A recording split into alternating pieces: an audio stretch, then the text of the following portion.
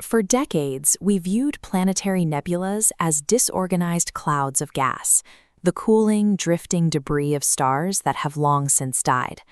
When the deep space probe Aurelius entered the perimeter of the TC-1 nebula, the crew expected to find a similar graveyard of thinning stellar matter.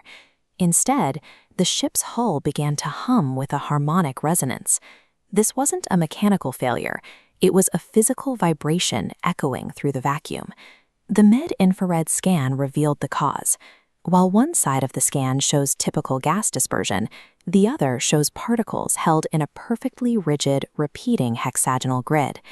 The data reveals that TC-1 is a structured, geometric machine built from a trillion carbon bonds. The outer shell is a C60 buckyball lattice spanning light years. Gravitational anchors use the central star's mass to hold the grid. It absorbs 98% of the white dwarf's gamma and UV radiation, converting it into coherent microwave beams focused entirely back inward. These mechanics allow the nebula to function as a molecular Dyson sphere, harvesting every joule of energy the dying star has left. Past the dark horizon of the carbon shell, the vacuum disappears.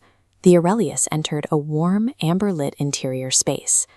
Because the buckyball shell acts as a massive superconductor, it generates a magnetic field powerful enough to manipulate the movement of entire worlds.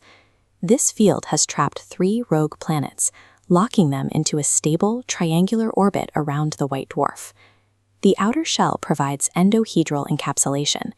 It acts as a translucent atmosphere that protects these planets from the vacuum of the surrounding great void.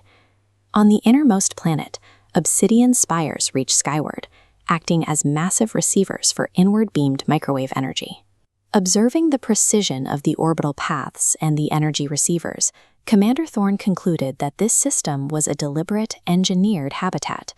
The system allows for a stable, artificial biosphere to exist within the void, powered entirely by the star's redirected energy.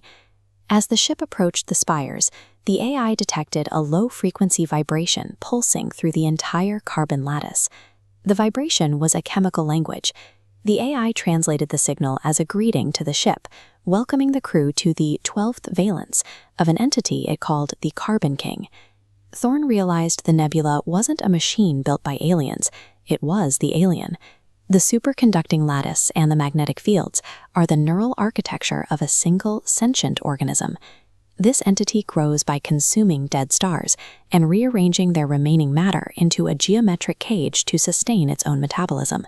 Humanity spent centuries looking for life on the surface of planets, but inside TC-1, the Aurelius discovered life the size of a solar system. By crossing the threshold, the ship had simply become a newly bonded atom in a massive living molecule.